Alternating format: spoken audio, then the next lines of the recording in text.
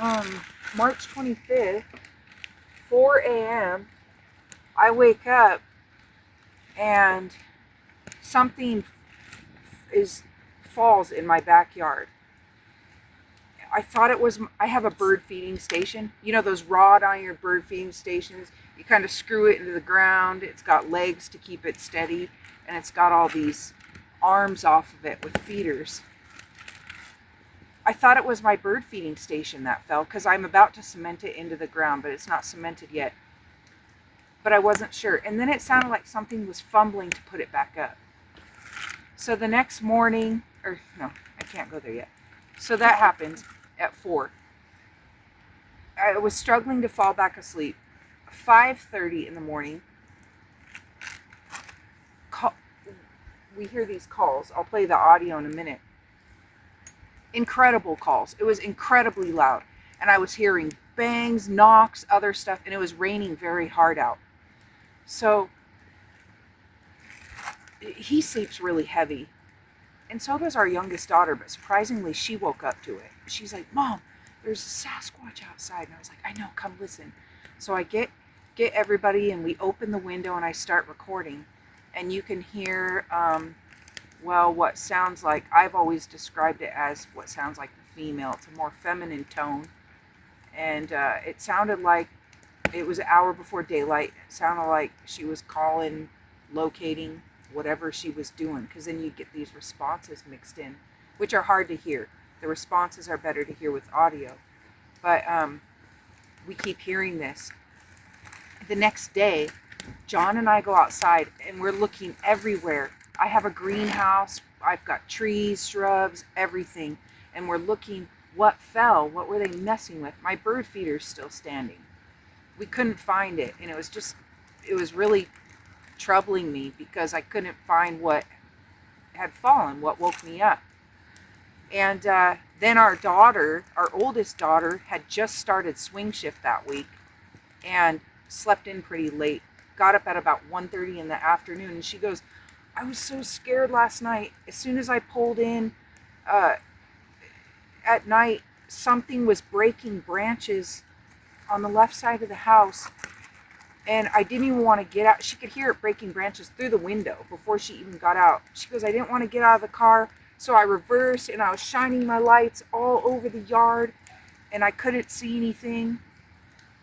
And she goes, so then I decided I was just going to beeline it to the back door. The back door is about as far away as your bear box. Maybe 5 feet further, right? Would you say about that? Yeah, she pulled way up. Yeah, she pulled up, and she decides she's just going to beeline it. She beelines it, and she said something ran after her on 2 legs. And I was like, oh, why didn't you turn around? She goes, I was too scared. And so we have, that story. And I was like, okay, I'm going to find what in the yard did they mess with? I figured it out. It was the bird feeder. So earlier that day, I had put on these round cakes. They're like this, and they're pretty heavy, but they're about this thick, and they've got mealworms, seeds, honey, all this stuff. And in order to put these on the bird feeder, you have to take it off the hook, slide it over the top, and then put it up. So you can't get the cake off unless you do that. My cakes were gone. Those cakes were gone. And I was like, they knocked it over and put it back. They put the bird feeder back. That just blows my mind. It blows my mind. And I had been suspecting for a while. I tell Shane Corson, I always fill our friend Shane Corson in on what's going on. And I told Shane, I was like, I swear they're stealing my chicken feed. Because I hear the bucket sometimes move. And I put the bucket over the chicken feed and place a boulder because I don't want to feed mice and rats all night. And I would wake up and I'm like, I swear that bucket's going to be moved. And it was there. And I told Shane, I was like, I know they're taking chicken feed and putting the bucket back on. I know they are, just enough to not notice. And then that bird feeder incident really confirmed it for me. They put that bird feeder back. So the same night as Chloe had that happen, That's on the audio recording. Oh, let me play the audio. So, are you recording? Yeah, is that okay? Okay, yeah, I'll send this to you so that you can.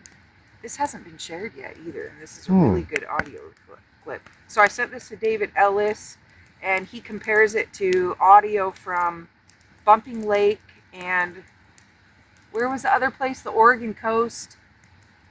But what really geeked him out about it is David Ellis suspects that they have some sort of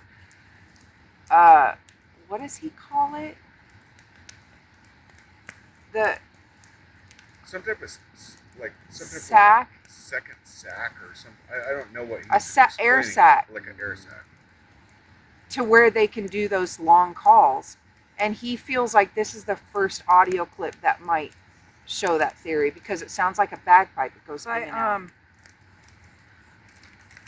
it just sounds like what we thought was a female because we've heard more masculine howls, more feminine, and it sounded like her tone. It sounds like she's locating her family an hour before daylight. She sounds frustrated, doesn't she? Yeah. So the audio that we caught a couple weeks ago in Skamania, Gifford, Pinchot, Skamania County, after we listened to that, I was like, hey, that's so similar, I think, to the one that we got March 25th.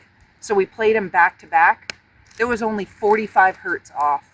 And David Ellis put them on. Actually, I can show you that picture. David Ellis put the two on a spectrogram. Same call, same signature.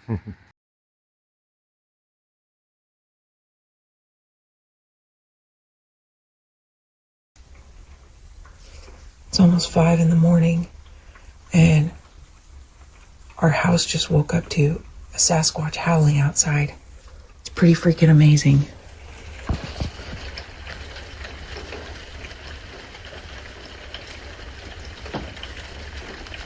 You can capture it. I'm going to try to capture it on audio.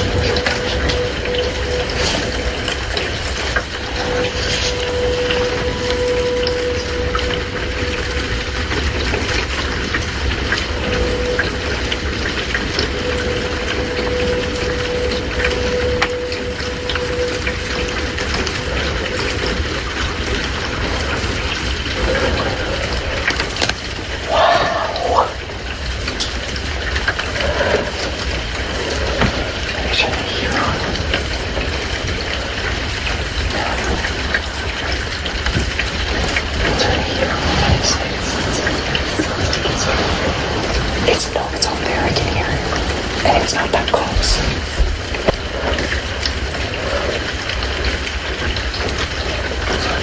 It might go on for another 10 minutes. I wonder if I should go outside. No, stay inside.